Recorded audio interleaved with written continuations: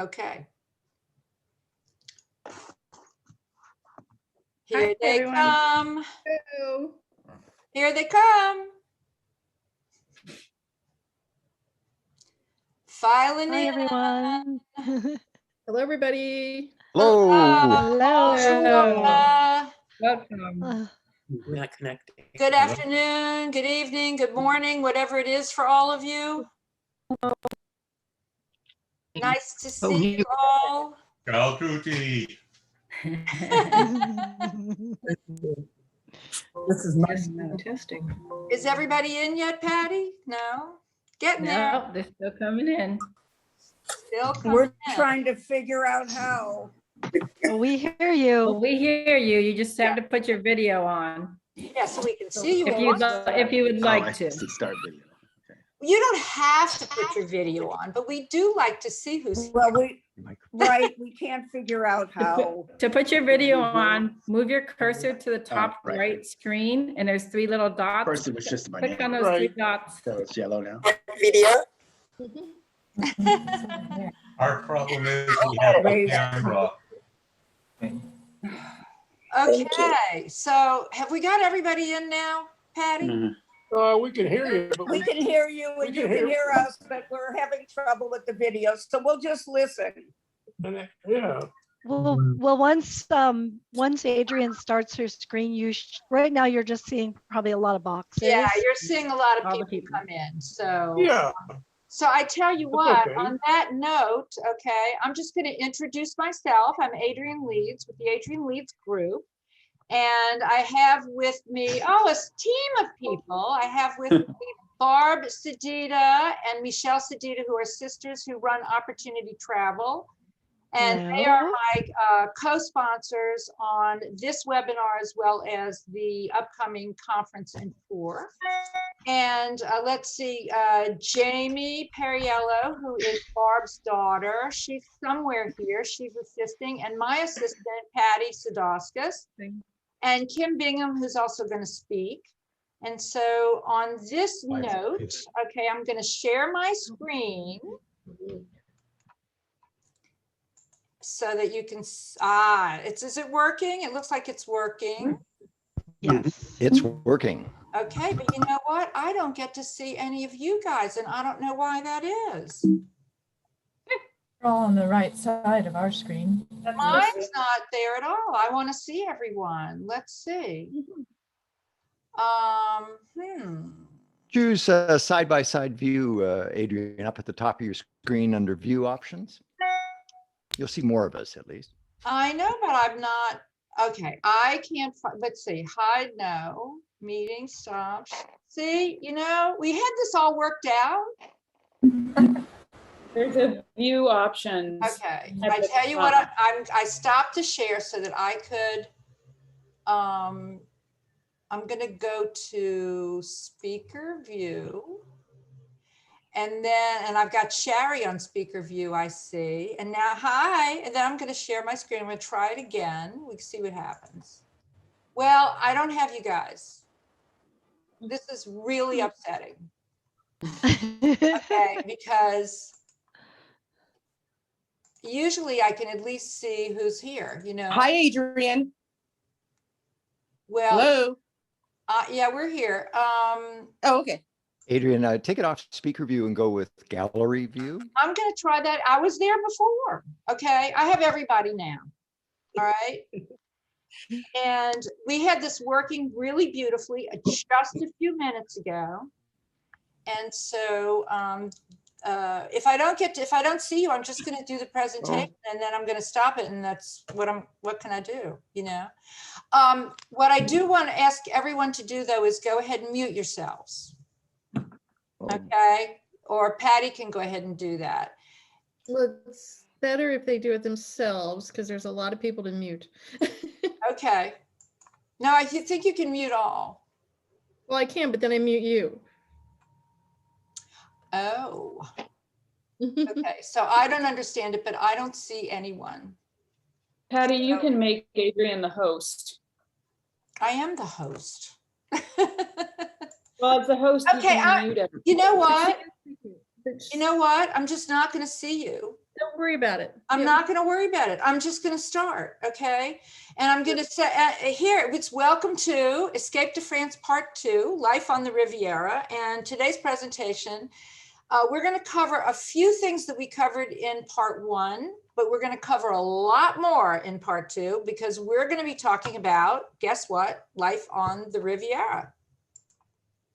Now, we've got a few housekeeping rules first. So we are recording this and we are going to make it available to everyone who is registered. So you don't have to take copious notes, okay? And I do ask you to keep your audio muted unless you are asked to speak. You can type your questions in the chat. So if you know how to open up the chat and put your questions there. Patty's going to be monitoring those, but please keep your questions to topic and ensure that they're going to be interesting to everyone, not just personal questions. You know, we're not going to be able to get to every question. So we're going to do our best to weed out, you know, the ones that are most important. Okay. And whatever we don't get to today, we should be able to try to answer, you know, another day or through my newsletters. Now, this is a prelude to our upcoming Living and Investing in France conference and tour to Nice and Provence, which, as I said in the beginning, is co-hosted by Opportunity Travel. And that's one reason that Barb and Michelle are on with us today. Let me tell you a little bit about the conference. First of all, the conference and the tour are going to run between September 26th to the 29th, the conference. The tour follows the conference. So the conference will take place in Nice at the Hotel Splendide. And we're going to open it with a registration and a welcome reception the night before the full day conference on Monday, September 27th. So it's a full day with, you know, meals and speakers, and we're going to have a lot of fun and put forth a lot of information. Then the following day is a full day tour of the entire Côte d'Azur by bus with everybody on the bus. We are going to have a blast doing this. We're going to get to see an awful lot of wonderful scenery. And then the day after that, we're going to do an open house tour, literally be able to visit properties that are on the market with a closing cocktail. And that's just the conference. Then I want to give you an idea of who's going to be speaking. This is a short list of some of the speakers we're going to have. So we have Denise Anon, who is the director of the Nice Tourist Office, and Frédéric Lati, who's the director of the Institut de Français. Some of you have probably taken courses there. It's a wonderful language school in Villefranche. Brian Dunhill is going to be speaking with Dunhill Financial. He's the most amazing financial advisor I've ever met. And Kim Bingham's going to be there. Of course, she's on with us tonight. Tula Rampon, who works for International Living, and she is their correspondent for the Southwest of France. Tanya Uniacki with Money Corp, so these are currency specialists. Laura Poirier with Riviera Properties. Laura is our #1 design and renovation team in Nice.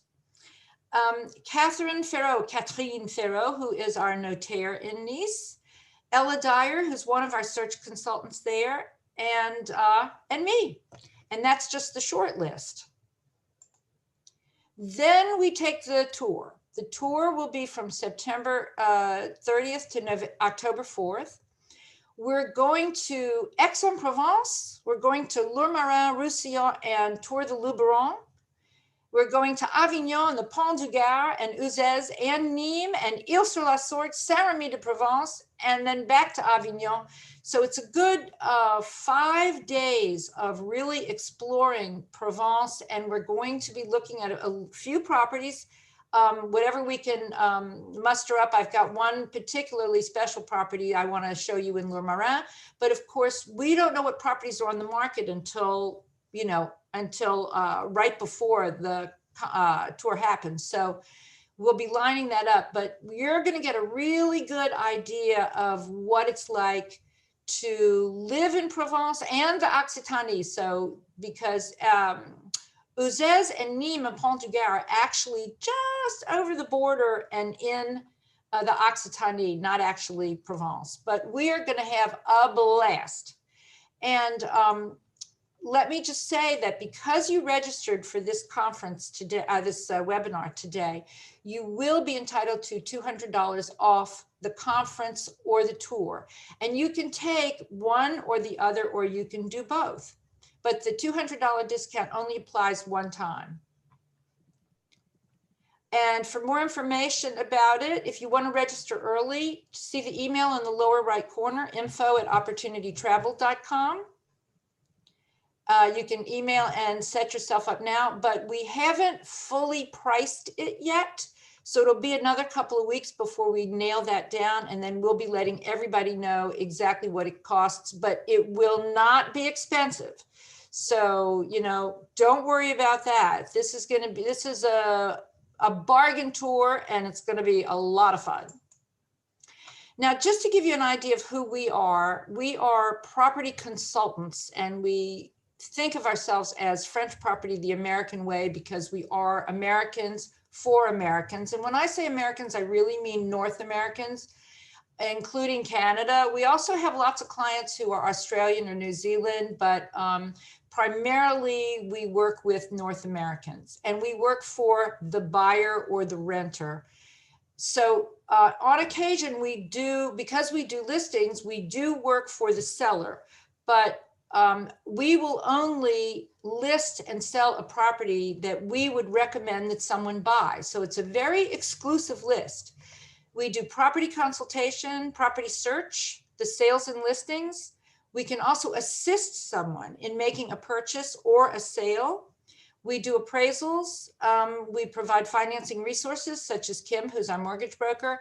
And we also have teams that do renovation and decoration. So basically it's everything from soup to nuts.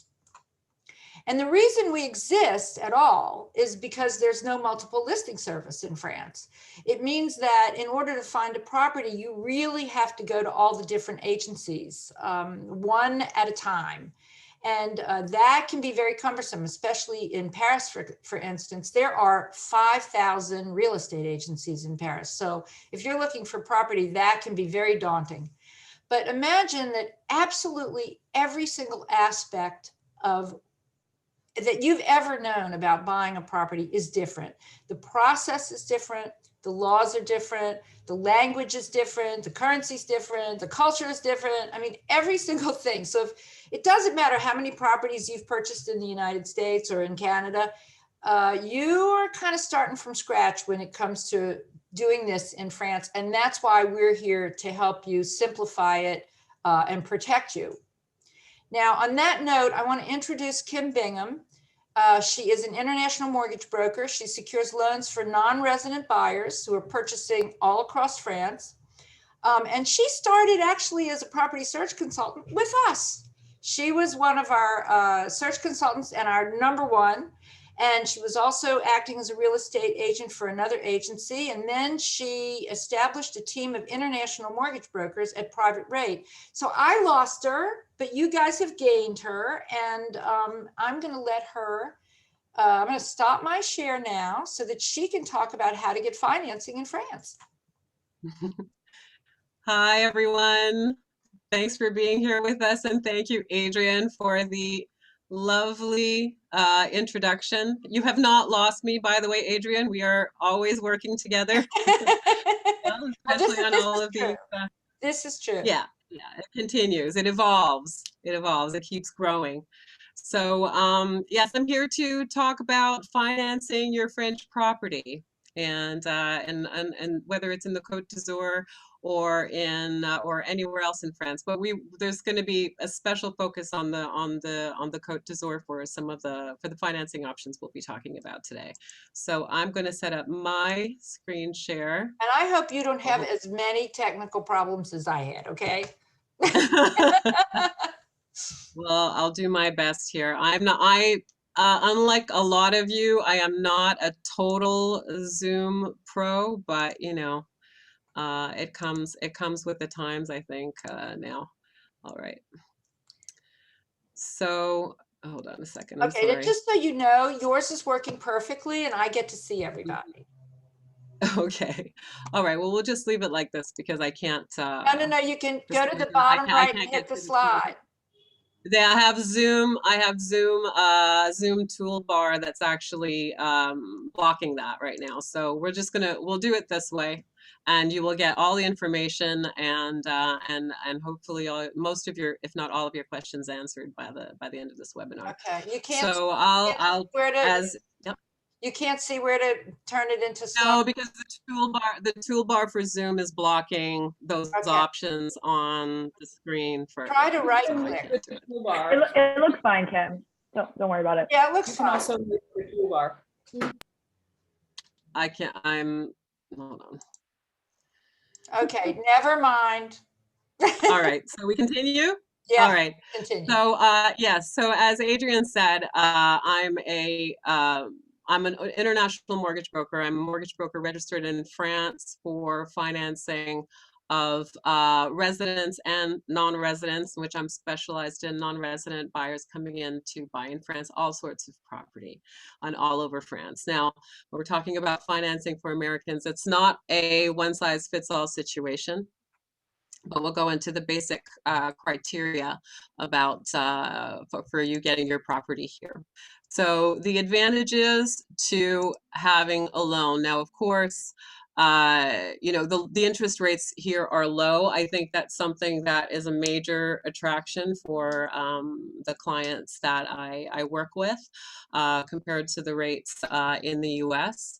And the rates that are available are fixed or variable. Now, of course, you'd want to lock into a fixed rate because they are so low, and they have been low for a while now, at least about a year and a half. And you can keep your cash invested in other products for higher return there. So it's cheap money to borrow. When it comes to equity releases, however, if you wanted to purchase the property cash and then do post-financing, it's something that the banks do less. Some lenders do it. It can cost a little bit more than, of course, paying than getting the financing before you close, but it's something that we try to avoid just because of the extra mortgage costs and the fact that it's not so appealing to the lenders. The other thing also that's an advantage of taking out a loan is that actually there are low early repayment penalties. With fixed rate loans, it's generally given that the prepayment penalty will come with it. Variable rate loans, there's no prepayment penalty.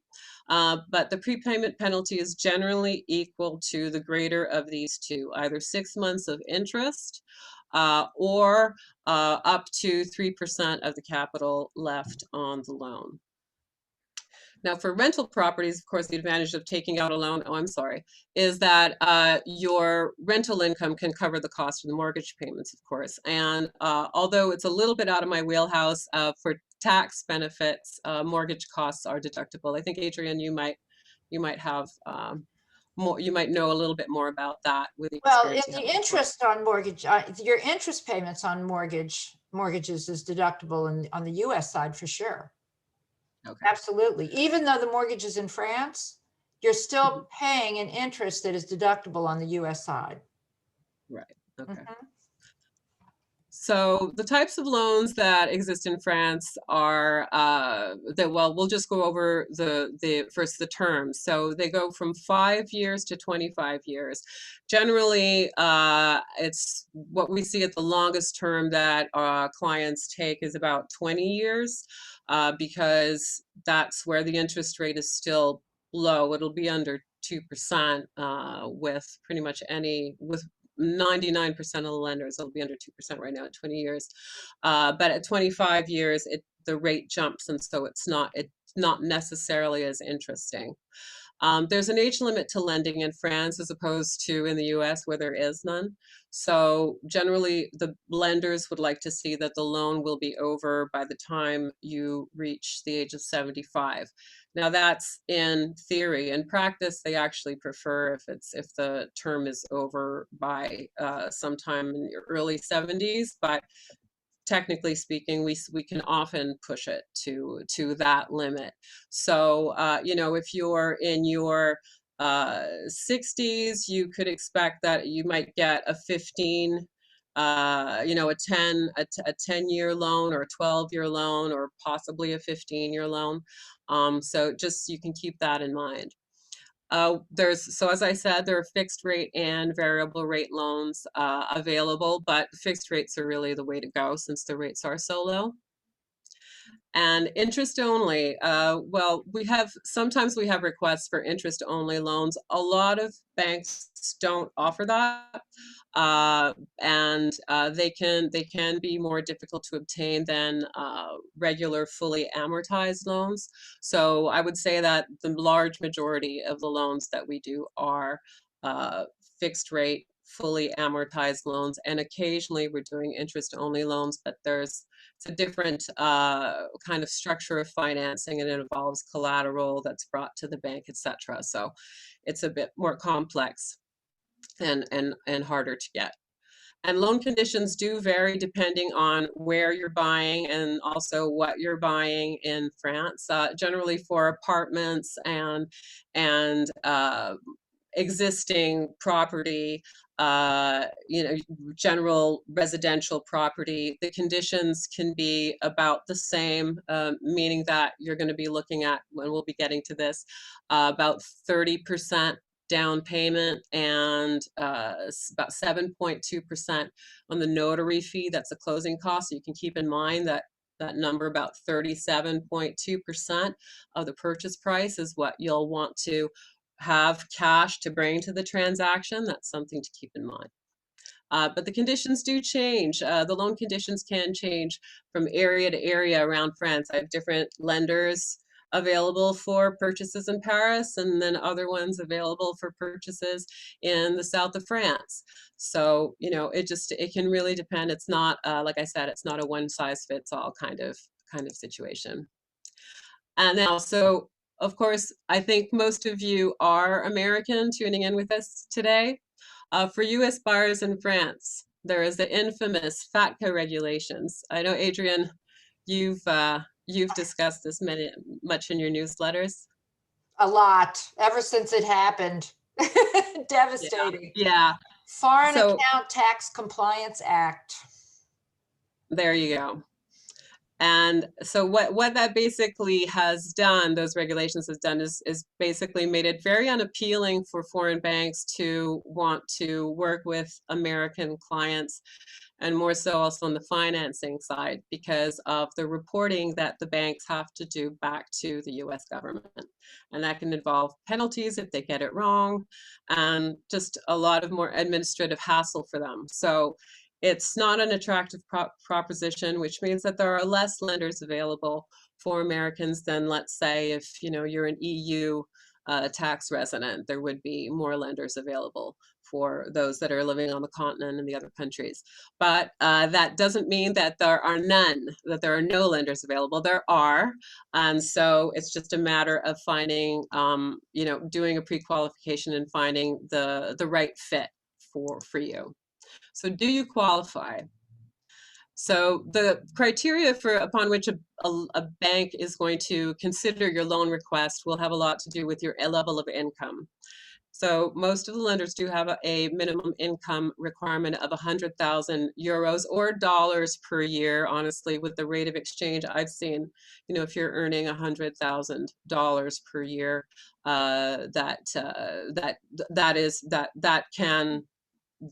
that's definitely still a strong point. Okay.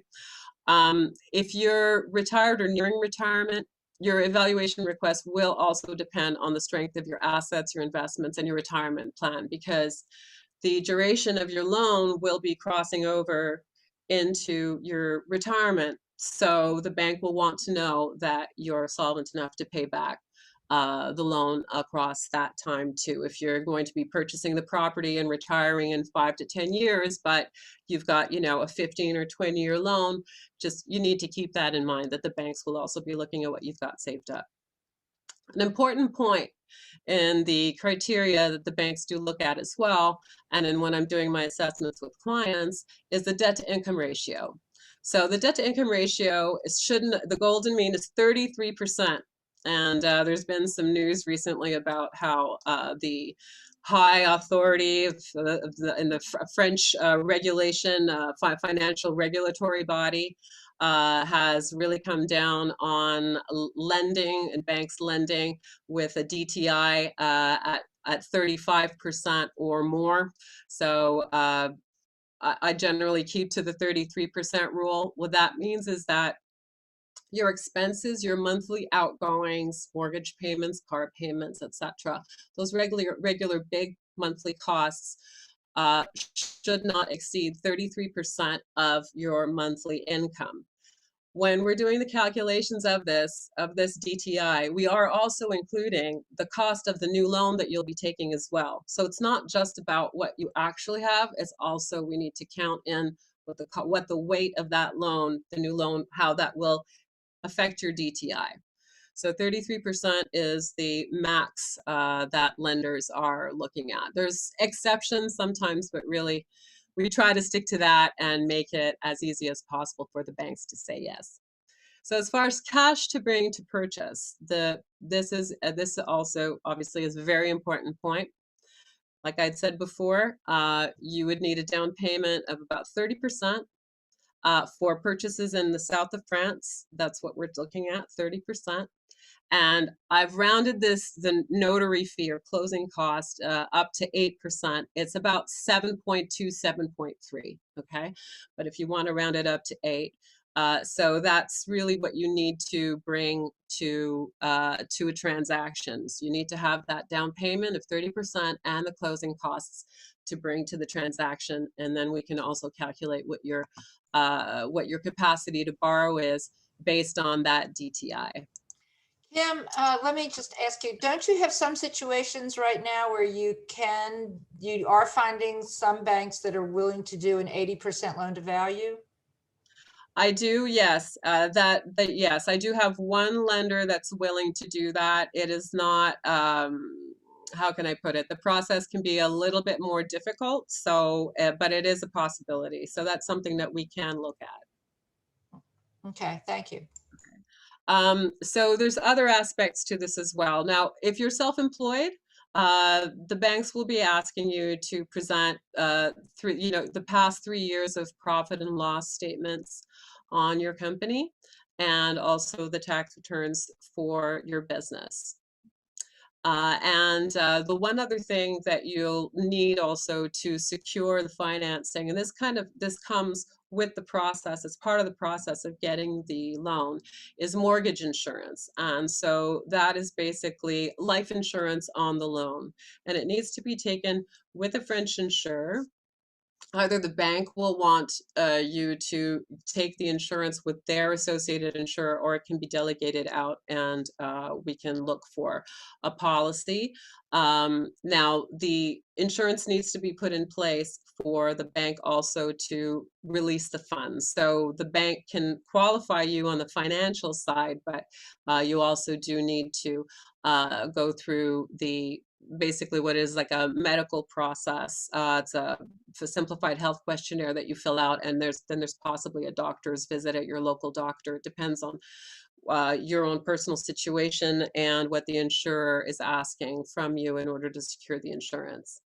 So that actually the way the insurance actually can affect the cost overall of lending is when we're getting closer to retirement age, the insurance tends to get more expensive. Really, it's as of the age of 46, that's when the insurance starts to, you notice generally across the board with most insurers, a jump in price, and it starts to get more expensive from there. So the closer we're getting to retirement age or that age limit of 75, sometimes the insurance can get cost prohibitive. So we need to also keep that in mind when we're assessing, getting financing. And I think that's, so on my end, I think that's really, that's what I have to share with you today for now. And of course, Adrian will be doing some question and answer at the end of the presentation. Yeah, we'll have a Q&A at the end. So so let's hold the questions for now related to financing so that, okay, and then I'll get back to my presentation. So Kim, if you will Okay. stop sharing, then I will Yep. start start mine again. And let's hope it works the way I want it to work. Let's see, here we go. Okay, well, I can't see everybody, but I do see my presentation, so that's fine. Thank you, Kim, very much. That was very comprehensive. And now we're going to talk about Nice and all of the South. My love affair with Nice really started about 10 years ago when I made an intellectual decision to consider it as a retirement home. Not a retirement home, but a place to retire to, and thought that it might be a perfect antidote to Paris. I also decided that Nice had a budding American community, but the community didn't feel very cohesive. And I wanted to build that American community. And it was just sort of an intention of mine to bring people together. So what I did was I purchased an apartment in 2011 where prices are about half of what they are in Paris. And at the time, I really didn't know if I was going to enjoy living there or not. But I have to say that the more time I spend in Nice, the more I want to be in Nice. And right now I'm spending about 25% a year, but that is creeping up quickly. I'm sorry, I hear my phone ringing, but we're going to ignore that. And having Paris and Nice together is like having two very different children who you equally love for different reasons. I apologize for my phone ringing, you guys.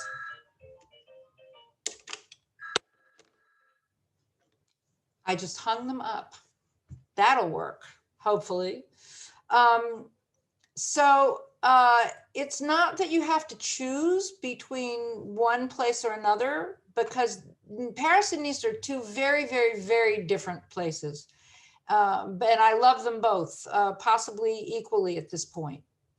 Now, I will tell you this, I warn you, if you move to France, you will never go back. You will never want to go back. It's really impossible to go in reverse.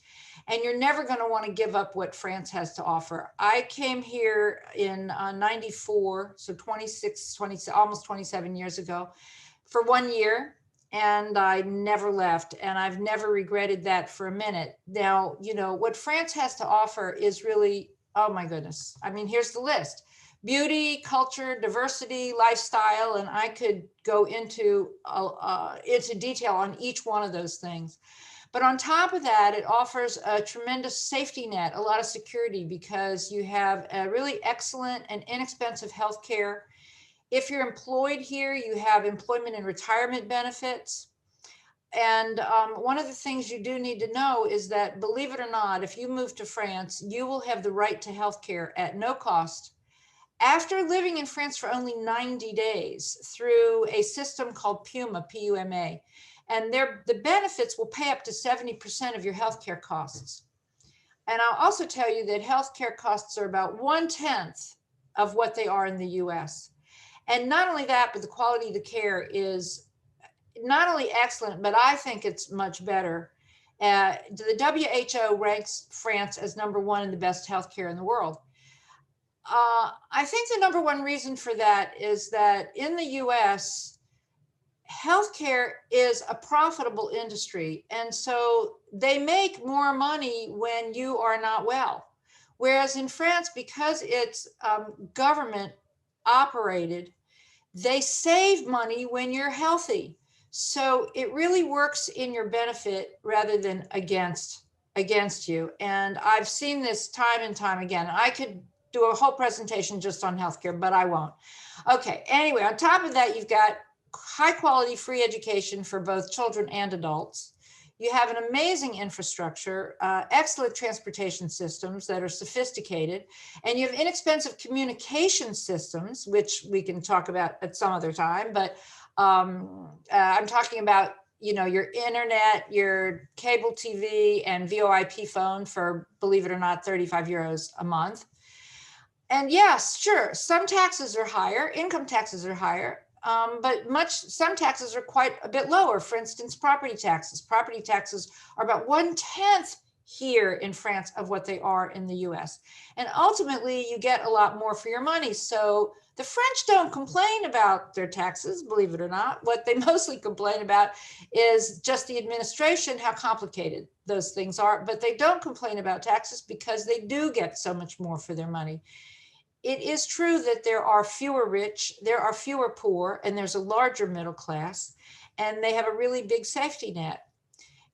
It is also important for you to know that when you move to France, you will not be taxed on your retirement income or your investment dividends. So you are taxed on income if earned income, if you're earning money here in France, but not on money you have earned in the US. And you've moved here for retirement. Now, having the right to live in France is not very complicated. You are certainly allowed to be here 90 days within any 180-day period without a visa. So you don't need to have a special visa. Now, at the moment, because of COVID-19, you can't travel here without the visa, and the visa office is closed. So there's nothing you can do at the moment, but hopefully that's going to change soon. Now, for stays between 4 and 12 months, you can be issued a long stay visa, which is equivalent to a residence permit, and it's called a carte de séjour. In order to get that carte de séjour, you just have to show that you basically have minimum wage, enough income to support yourself. So it's based on the French minimum wage, that you have a place to live, accommodations, which is something we can help you with, and that you have medical coverage in France. So you need just an insurance policy. You will also be asked to agree not to engage in any professional activity during your stay in France if you get a carte de séjour visiteur. But I want to explain what that means. That means that you are not coming to France to take a job away from a French national. So if you are working for a US company or for yourself, and you're sitting in France on your computer doing that work, then there is no reason that you cannot do that work. It's absolutely legal. And we can help you arrange a way of working that makes this really beneficial to you and is completely 100% legal to do. So be careful how you read that sentence that says that you're not going to engage in professional activity, because it's not really clear.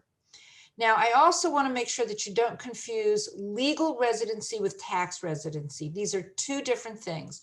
Tax residency is when you are resident in France 183 days or more, or where you consider home, since some people don't live 183 days anywhere in particular.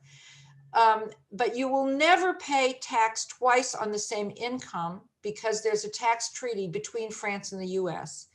We do have professionals who can help you organize your tax situation, so it's not something you need to worry about.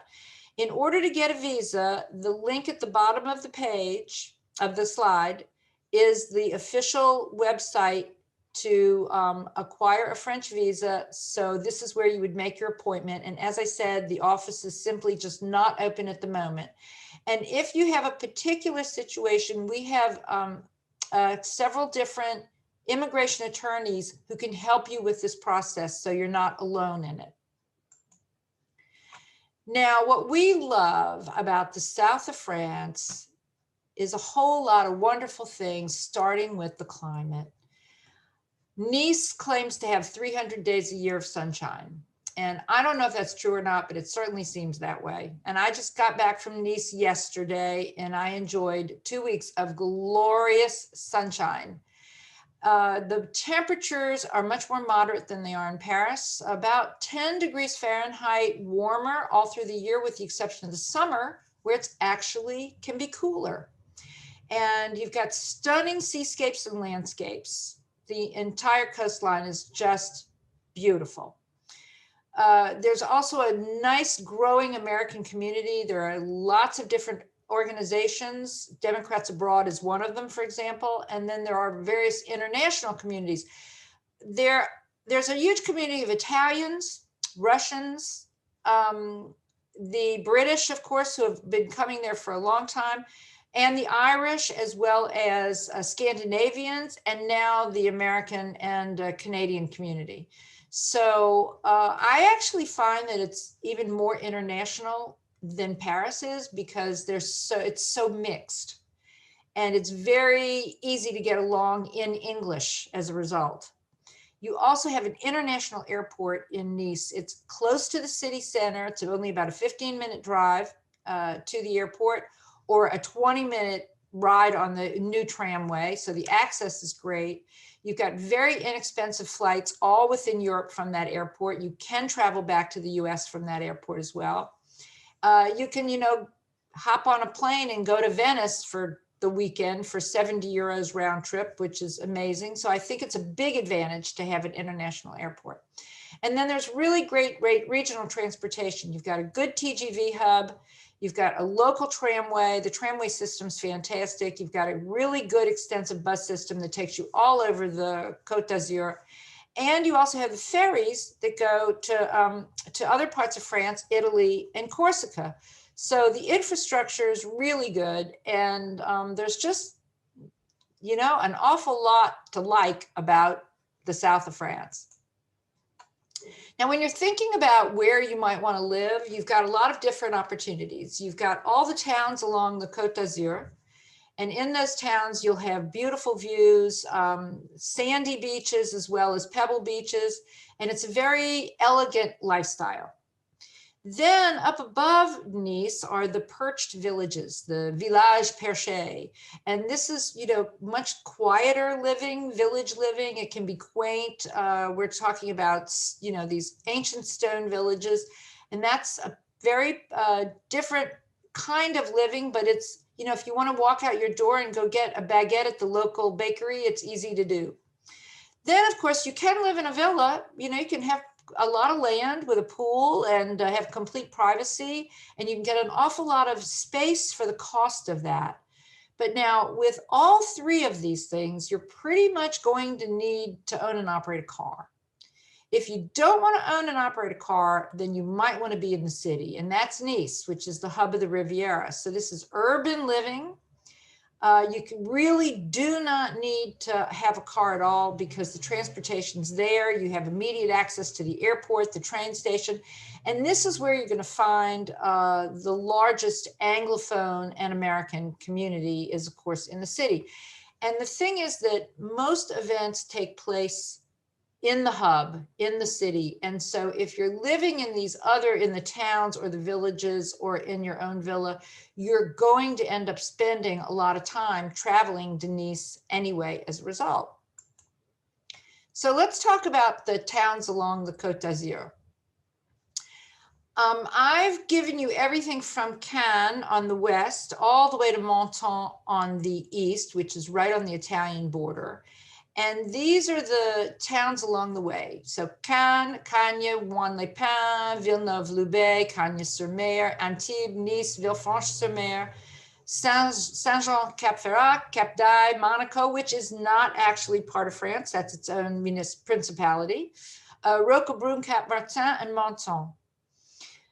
I could talk about each one of these. They're all a little different. They're all similar in many ways. I think Americans tend to land in Cannes, Nice, and Villefranche-sur-Mer more than in some of the other places.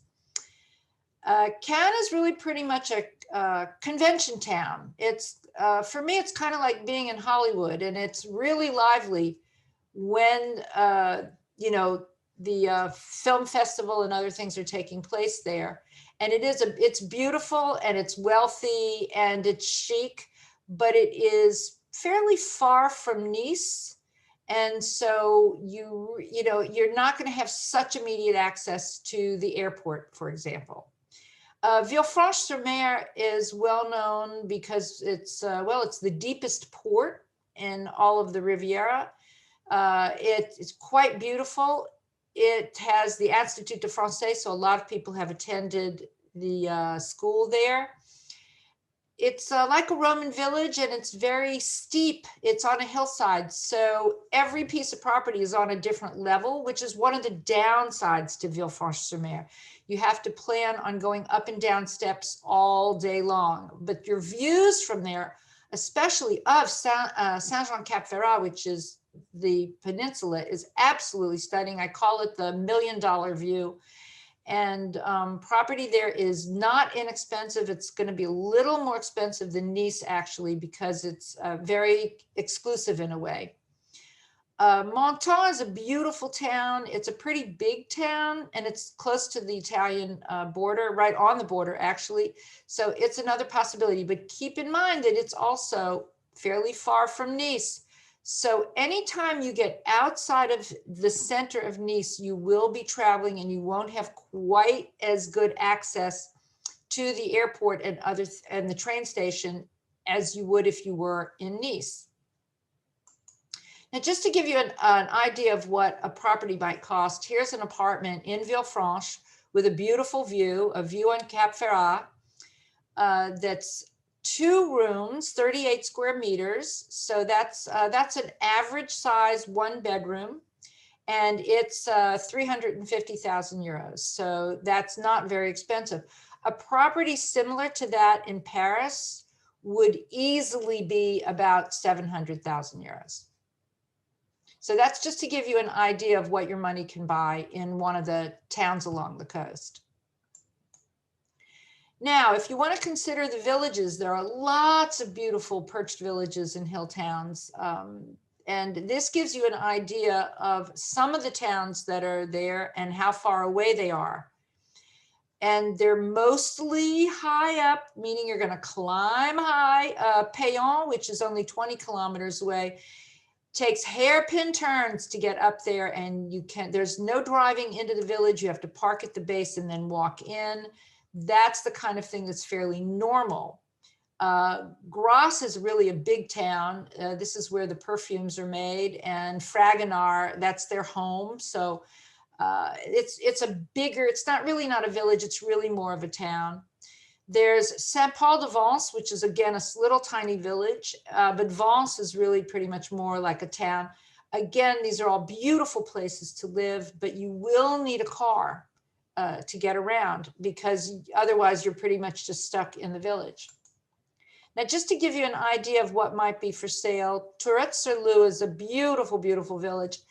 And here is 65 square meters. Now, it claims to only be 2 rooms and 1 bedroom, but 65 square meters can afford you a 2-bedroom house. I don't know how this one is configured, so it really depends on the way the layout is, but it's only 280,000. So you can have a village house for not a lot of money. Now, if you're going to have your own villa, then you can really, it can be as little as 250,000 euros. It can be as much as millions. So it really depends on the amount of land and the house itself, of course. But know that you're going to have higher maintenance costs when it's your own home than if it were even a village house, because you've got the grounds to take care of, if nothing else. Or in an apartment in Nice where you're sharing the costs with the other owners, that makes a big difference.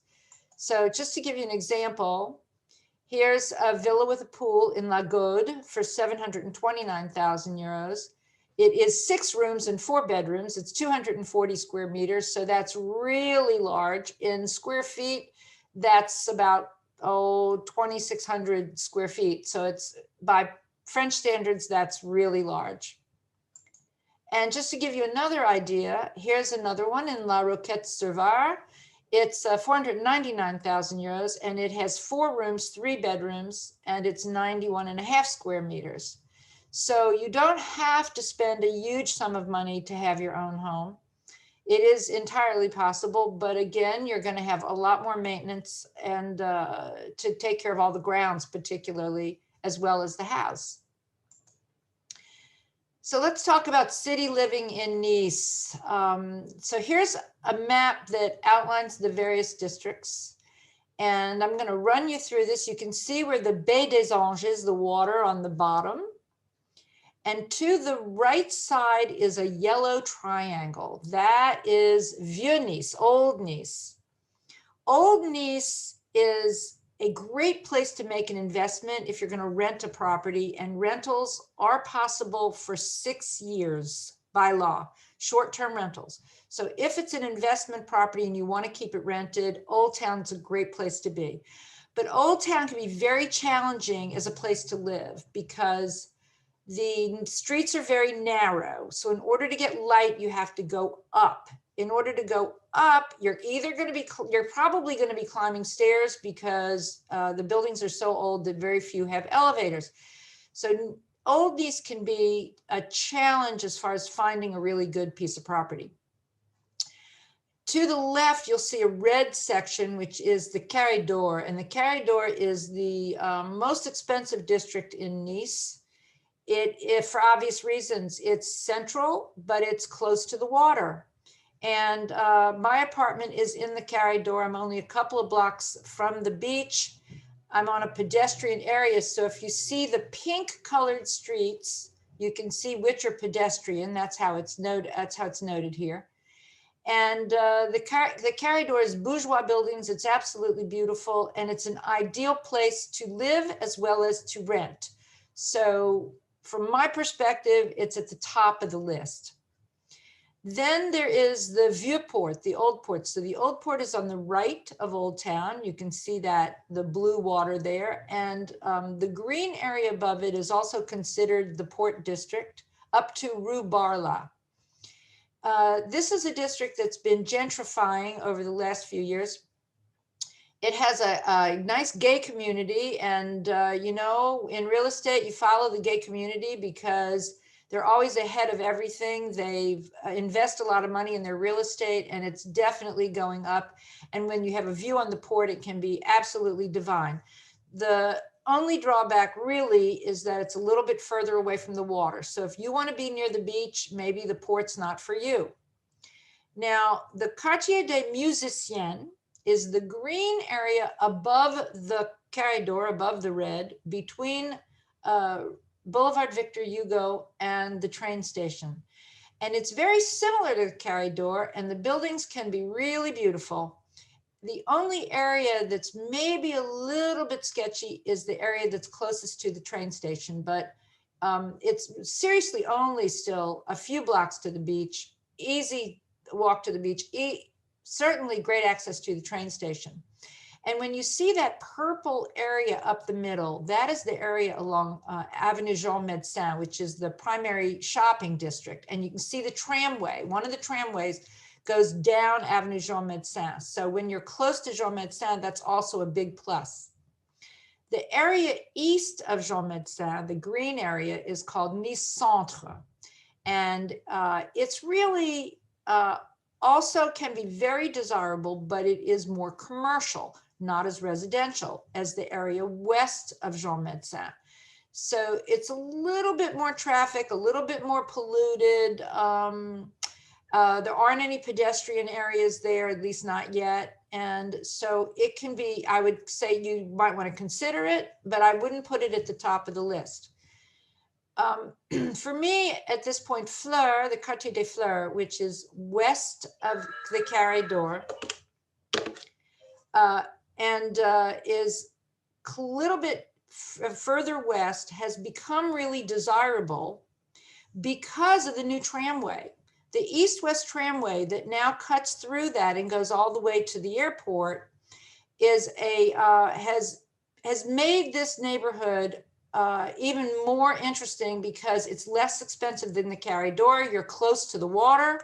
You've got beautiful buildings, but it is a bit newer. So there's some bourgeois, but there's also some newer buildings in that area. And I think the Quartier des Fleurs is a fabulous place to buy. After that, there's Riquier, which is, I'm going to go back to the east side now.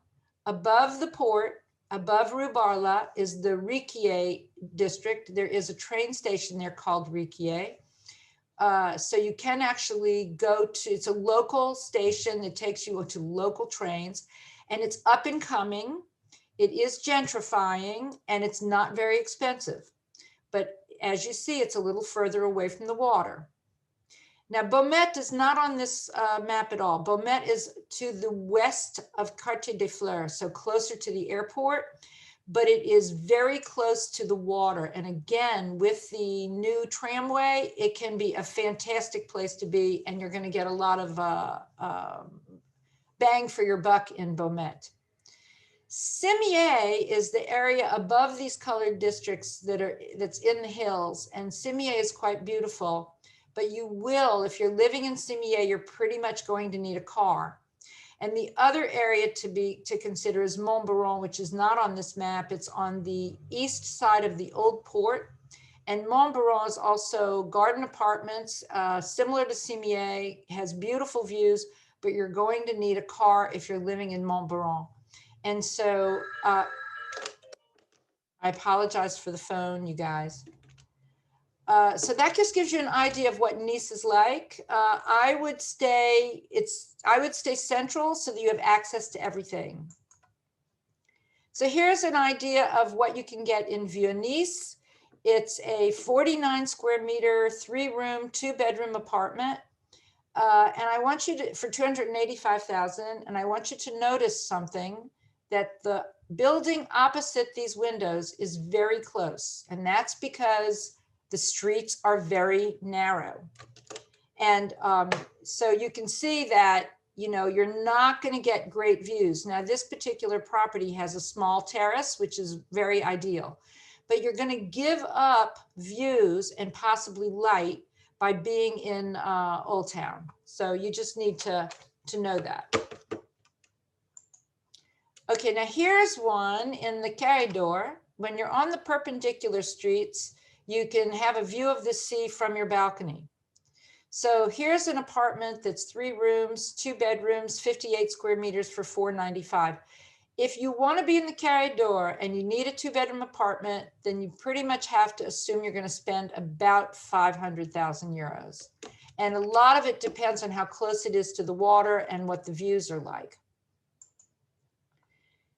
Here's an option in the Old Port. It's 385,000 euros for 2 rooms, a 1-bedroom, but it's a very large 1-bedroom because it's 56 square meters. So that's pretty spacious. Usually you can get a 2-bedroom apartment out of 56 square meters, but you've got this beautiful view on the port, and that comes at a premium. Now, this is an apartment that we recently listed and sold. It's really a little jewel because it's directly on the Promenade des Anglais. It's in the Quartier des Fleurs, so it's a little bit west. It's 33 square meters. It's large enough that the new owners, the buyers, will be making it into a 1-bedroom. It has its own private garden, which is just amazing. And it was only $237,600. So there are some interesting properties out there. You just have to, you know, get lucky, or we can find it. Now, finding property to purchase. Basically, anyone can purchase a property in France. You don't have to be a resident. You don't have to have citizenship. Anybody can purchase a property in France. But as I said at the beginning, there's no multiple listing service. Every agent has access only to their own listings, and they don't expect to split commissions. Now, that's absolutely true in Paris. Commissions are about 5% included in the asking price. So when you see a price advertised for property, assume the commission is included. Now, in Paris, they won't split commissions. That means that they're proprietary and they hesitate to share information, clients, or their listings.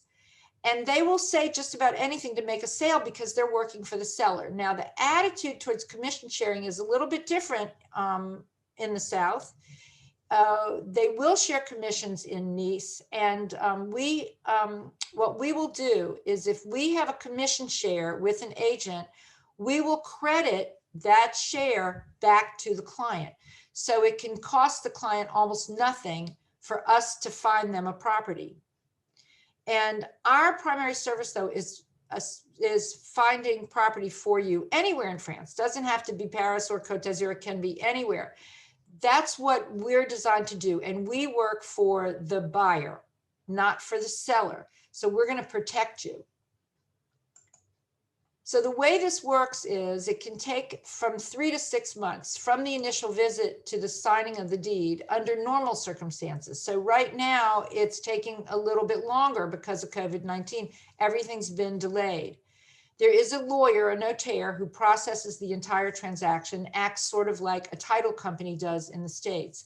There's a lot of consumer protection built into the process. There's a 10-day cooling off period after signing a pre-sale agreement in order for you to be absolutely sure that you want to make this purchase. So you can pull out of the purchase within that 10-day period. And then there's a 2 to 3 month lag between the pre-sale agreement and the final acte de vente in order to get your mortgage in place and for all the documents to be in place. But no matter what, we're with you all along the way to ensure that everything is going correctly. So the reason we make a difference is that first of all, we're representing your interests.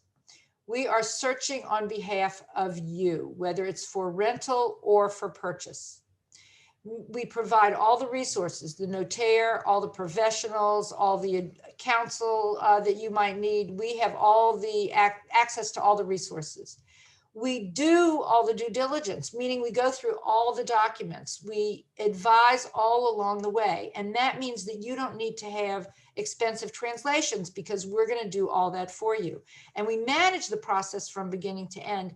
I think of it as a kind of insurance because since we're working on your behalf and we're not married to any property or any agency, we have no conflict of interests. We are not going to let you make a bad decision. We're going to make sure that you make the best investment you can make. Now, on top of all that, we offer a lot to the community. We have our thrice weekly Nouvelle Lettre. So there's the new Nouvelle Lettre and the French Property Insider, which is Monday, Wednesday, and Thursdays. Then, of course, House Hunters International shows. I hope you guys have seen some of our shows. We are continuing to do them. In fact, I'm filming one at the end of March here in Paris. And we do a coffee gathering on the second Tuesday of every month called Après-Midi. We normally do them live in Paris, but because of COVID-19, we've been doing them on Zoom. So you can tune in totally free of charge from wherever you are. Of course, you can attend our upcoming fall conference and tour. And I certainly hope that some of you will be joining us. In addition, you can book a personal or a group consultation with me so that we can really talk about your individual situation, and you can participate in webinars such as this. And these are all great ways of learning how to make this move and how easy it is actually to escape to France. Now, it is easier than you might think. It's just a few hurdles. It's not complicated.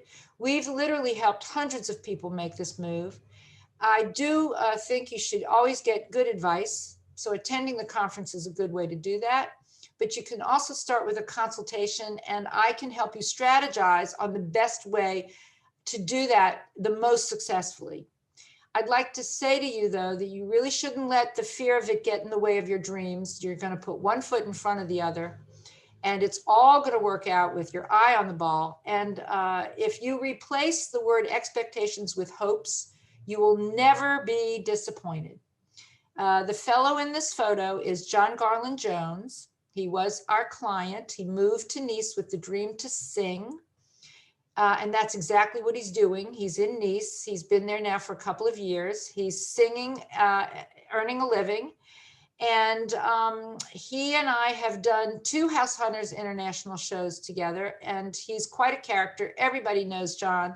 And if you show up for one of John's performances, you'll meet a lot of our friends in our community. So I highly recommend that you do that and follow him. And one more time, don't forget about the conference. This is the link to learn more about it. We're going to be telling you a whole lot more about it in the next few weeks when we get all the pricing done, and I hope you will attend. And on that note, I'm going to end this and we are going to open it up for questions. Yay, I'm back. I can see everybody again. I have a question. Can you hear me? I can. Who's speaking? It's Ellen. We live in the Bay Area. Okay, Al. Hi. When it says, I'm confused when the apartment says 2 rooms, but 3 bedrooms, let's say, or 2 rooms, but 2 bedrooms. I don't know what the 2 rooms means. Oh, that's a really good question. Okay. Thank you. Because they do not count bathrooms or kitchens as rooms.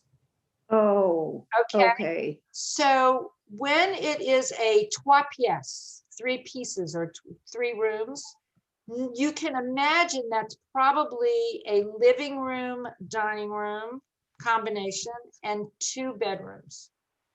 Oh, okay. Considering that the kitchen and the bathroom are not counted. Now, even if the kitchen is separate, okay, so even if the kitchen is separate, they're not going to actually count it when they're describing the property. Does that make sense? Okay. Yeah, thank you. But it's included in the square footage. Of course. Of course, yes, but it's not footage, it's meterage. Meterage, Meterage. right. Just to clear it. Yes. Okay, thank you. Patty, you see any other questions we should, I was thinking we might go back to a couple questions for Kim. okay. I have to go find them. Michael Crawford, I think you had questions about getting a mortgage and or purchasing as a corporation. Is that correct? Do you want to ask it, Michael? Michael, to you're unmute on yourself. Oh, mute. get on. Sorry for that. Yeah, Kim, I was just wondering, we're talking about people making the purchase and all the age limits and that kind of thing. Do you ever construct anything using a corporation? So yes, as far as corporations, or if it's let's say a U.S., if you have a U.S. company and you wish to buy through a U.S. company, that will not This would be possible. Canadian in this case, sorry. Okay, or Canadian. If a foreign-owned company can't buy a property directly, you'd need to create a French entity, okay? And that can be the equivalent of an LLC, sole proprietorship, or a light financial, It's called an Yeah. SCI. an SCI, that's right, Société Civile Immobilière.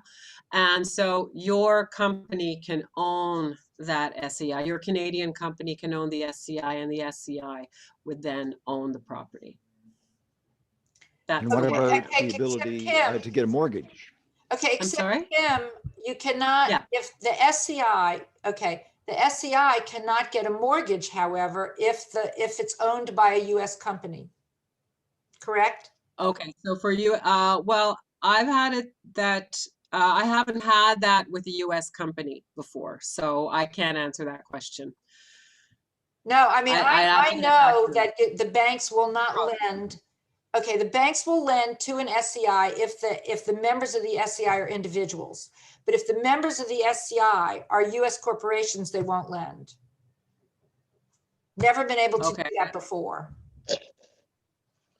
Okay, well, I know that French, I do know that there are corporations I've had other corporations, not US, but French, for example, a French company that owns another SCI and they're buying. So we have done that, but Okay, well, I guess, yeah, Michael, I would need to look at, how what your structure is and how it would correspond, what would be the right correspondence for that. And the notary would also be a good reference for that too, for more information on how to approach that. okay. I've got a question for Kim. On French mortgage, if you're 65 and you get a mortgage and it has to be paid off by age 75, is the amortization of the loan on a 10-year am, or is it, say, a 20-year am but a 10-year term with a balloon? No, at the end? it's all it's on a fixed 10 years. It's a 10-year am. That's yeah. I would like to ask everyone who is not asking the question to stay muted, if you guys don't mind. Okay, I would like to ask a question. okay. I have a question on long-term rentals in France.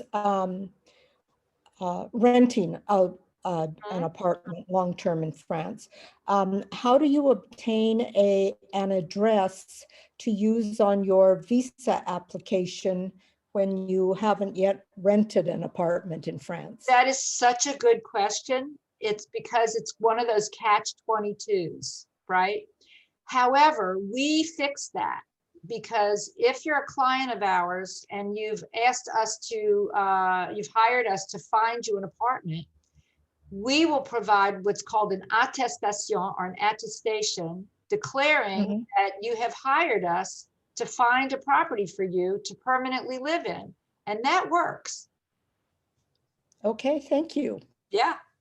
We've been I have doing a that for a question. long time. I wanted to go back to another question for Kim that was asked during her presentation from Scott Lydak. Scott, do you want to ask your question or I can ask it for you? Maybe he's not here. But he wanted to know, is it typically more difficult to get a mortgage for a 200 or 300-year-old or more village house or an apartment? Yeah, that's a very good question. Yeah. So the banks will want to take a mortgage on the property. So they're going to want to know about they're going to want to know the value of that property. When we're talking about apartments, let's say in Nice or a major city, in Paris, the market value is relatively stable, and so there doesn't, the banks don't ask much question. They don't ask themselves much questions about the value of the property. They know it's a solid investment, and the property value is going to maintain itself and probably rise. When it comes to older property, and if we're talking about, let's say, old country houses and chateaus, for example, I know that I'm sure a few of you have a dream of having a chateau. Just know that those properties sometimes the banks will ask for an appraisal to be done on the property in order to ensure the actual market valuation of it and what the qualities or any kind of defects on the property, so they know before they would offer a loan. So, the more particular the property gets away from a standard apartment, and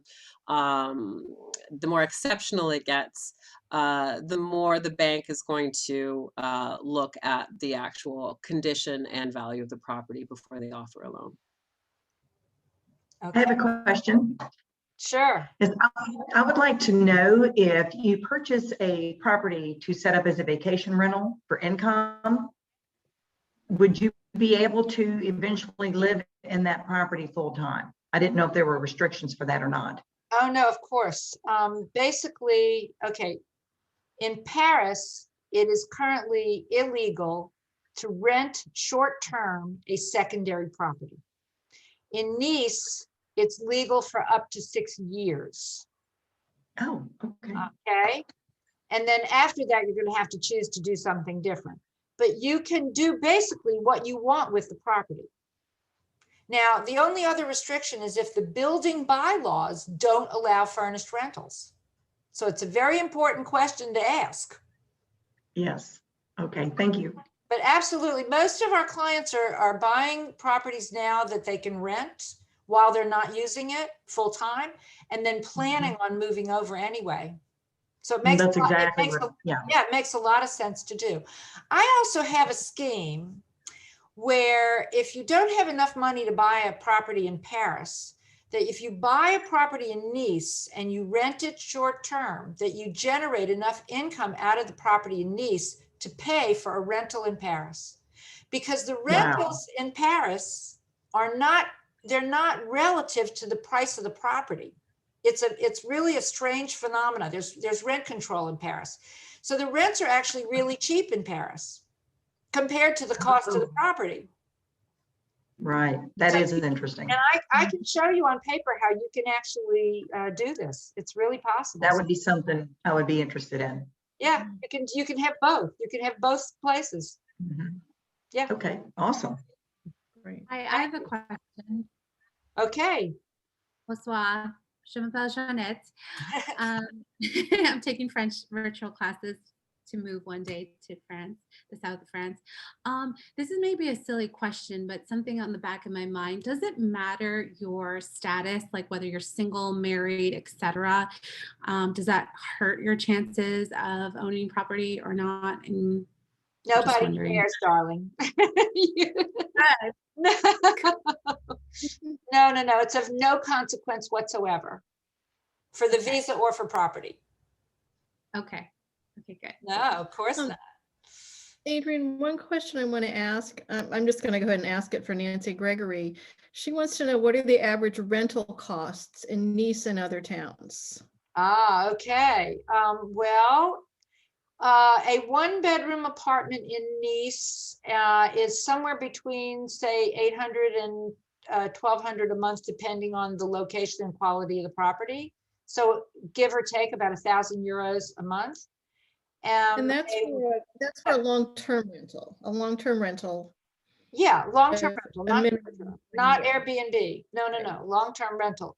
But there's also a difference between furnished and unfurnished. Furnished apartments are going to be a little more expensive than unfurnished, of course. Then for a two-bedroom apartment, somewhere between, say, 1,200 and 1,500 euros a month in Nice. And the rental rates in Nice are about 2/3 of what they are in Paris, in rough terms.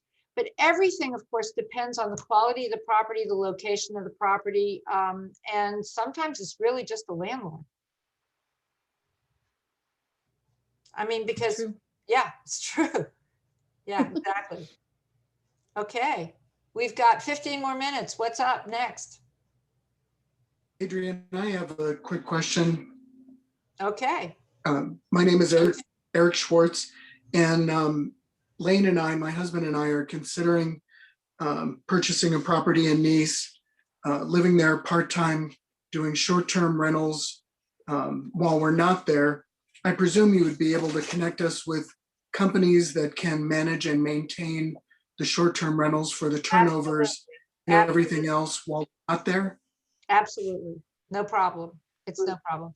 I mean, there's lots of companies, agencies, and concierges. It's not a problem. We are not doing that ourselves, but I have a lot of colleagues who we're working with.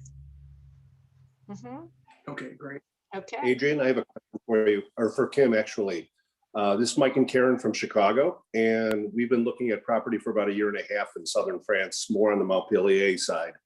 And I have 2 questions regarding the interest rates. Because we're limited to the amount of lenders that would lend us money as US citizens, do we pay a premium for that service compared to, say, an EU loaner? And also, does credit rating have anything to do, our credit ratings in the States have anything to do with us borrowing money in Europe? No, so yeah, I'll answer your question. The first question about the interest rate. The interest rates are different they're just different if you're a resident of France, tax resident of France, or a non-resident. So non-resident meaning you are not a tax resident of France. So the non-resident rates are on average about 0.3% of an advertised, what you'd see for an advertised interest rate for a French resident. So that's just a premium that the lenders that lend to non-residents, including American buyers, put on lending to non-residents because of the risk. They consider it to be a higher risk proposition. But that rate, that non-resident rate, is the same for you whether you're a UK buyer, German buyer, a Portuguese buyer, or an American buyer. Just for your second question, as far as credit scores and credit history, that does not apply. It doesn't come into French, the criteria that banks look at in France. I know in Portugal that the lenders in Portugal do look at US credit scores, but in France it's not relevant. It's not something they'll look at. It's not something they'll ask for. Is there a sweet spot then for term, for 5-year, 10-year, 20-year? I know you mentioned 20 being really a good standard, but if we only wanted to borrow for 10, is that a lesser interest rate? That is a lesser interest rate. Yeah. So the lower, the shorter the term, the lower the rate. So yeah, I'd say, currently at 10 years, you might be looking at maybe 1%, somewhere in that area, depending on the lender, a little bit less, a little bit more. But yes, so it's possible to go, the rate, the terms start at really for a standard loan from a retail bank, the shortest term will be 5 years. Okay, thank you. You're welcome. What are the, what would one pay for homeowners insurance, for example? Is that a big expense? Is that? Maybe about 250 euros a year.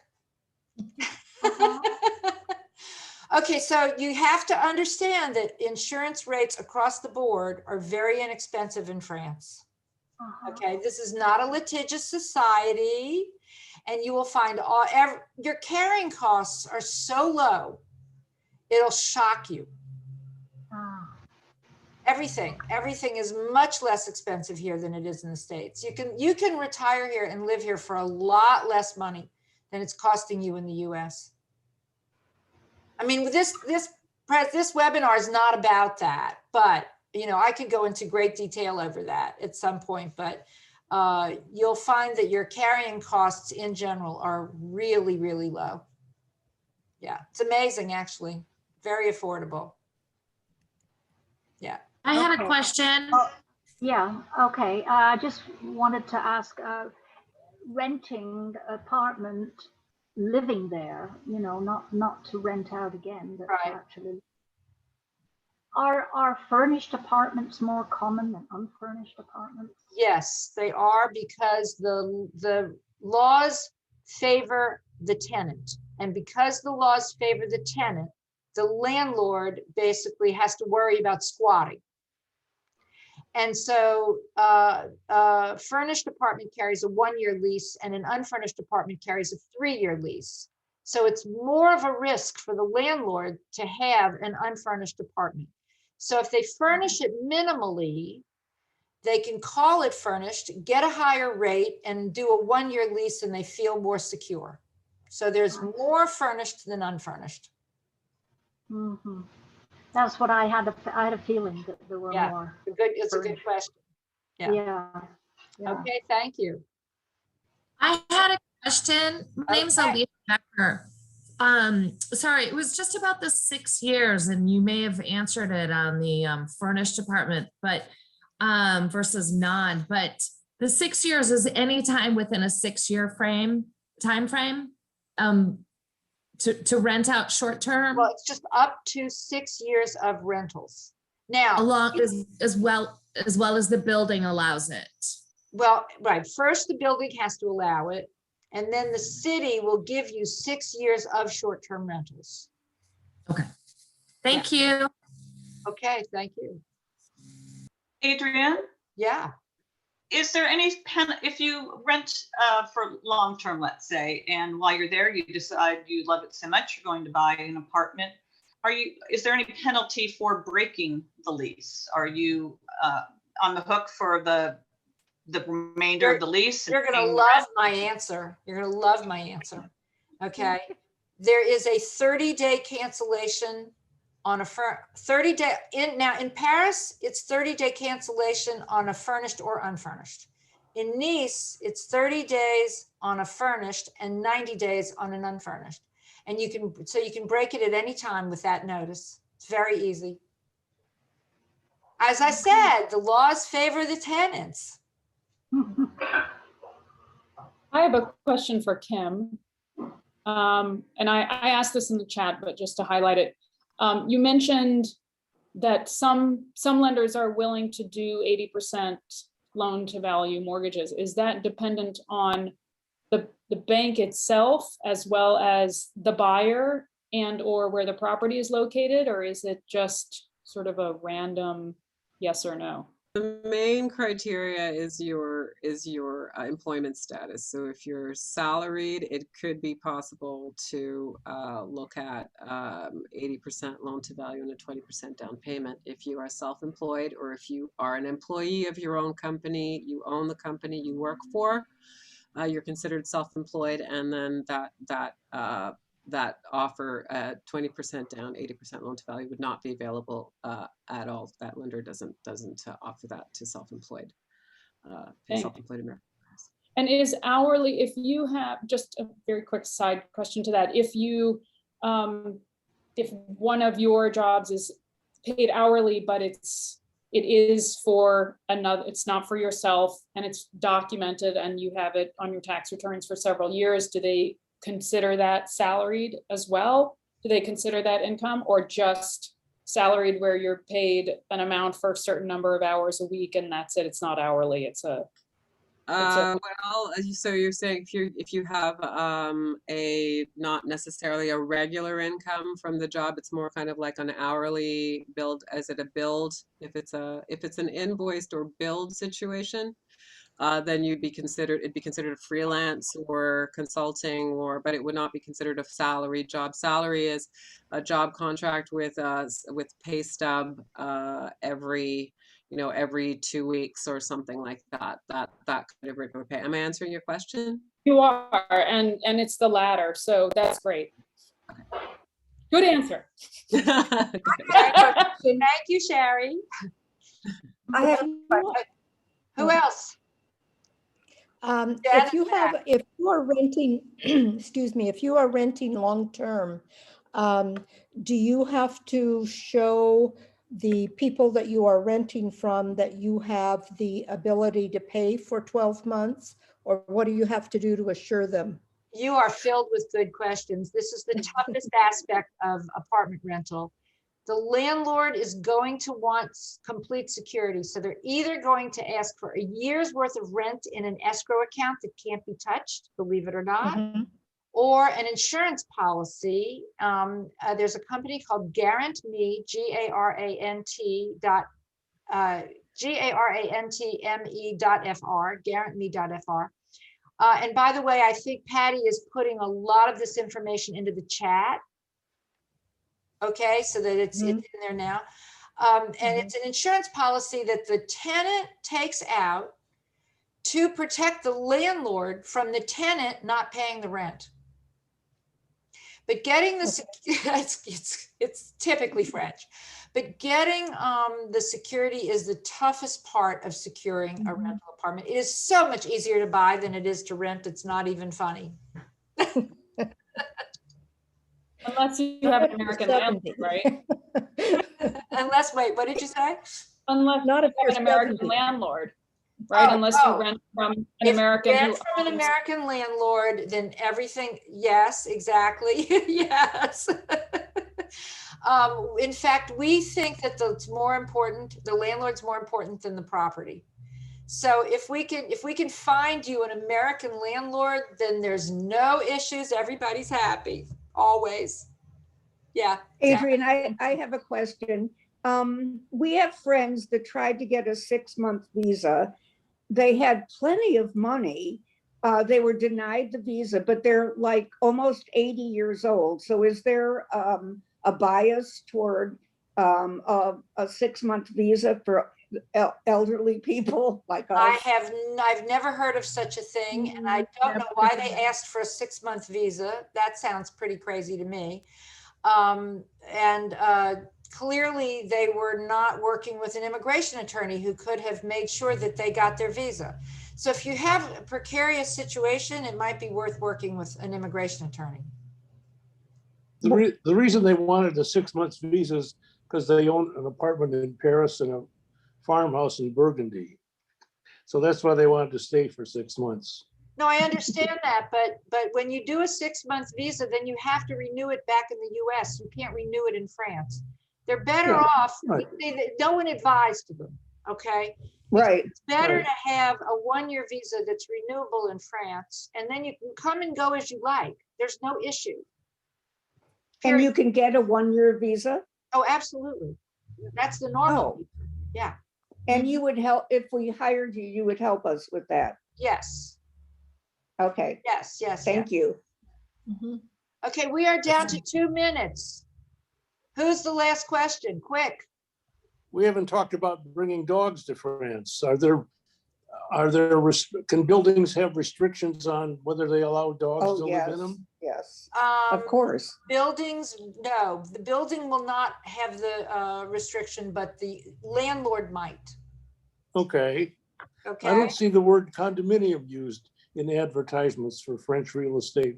Is that, am I wrong in that? Condominium is an English word. Why would they use condominium? Do they have a French equivalent for I it, mean, though? it's called an appartement or a Okay, yeah, copropriété. A copropriété. Right, but I thought there was a French equivalent that I wasn't finding. Okay. Copropriété. Okay. And how about last cash question. buyers? Cash buyers? Okay, no offense to Kim, but landlords love cash buyers. I mean, sellers love cash buyers. There's such a thing as a loan contingency, okay, which you can put a clause suspensive, which is a loan contingency on a purchase, but the sellers don't like that because if the person doesn't get the loan, it goes back to the seller and then they've wasted their time.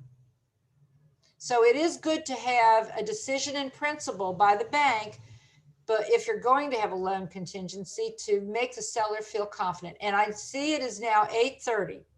So on that note, I would like to thank everyone for participating in this. I want to remind you that it was recorded. We are going to get you a link to the recording. I would like to also remind you that your participation in this webinar entitles you to $200 off the upcoming conference or tour. And we may even do this again. There may even be a part 3, I don't know. But I hope everyone has a wonderful rest of Saturday, that you stay healthy and safe, and that you come to France as soon as you can get here. And thank you everyone on my team as well. So goodbye, everyone. Merci beaucoup. Au revoir. Au revoir, merci. Au revoir. Merci. Bye all. Bye.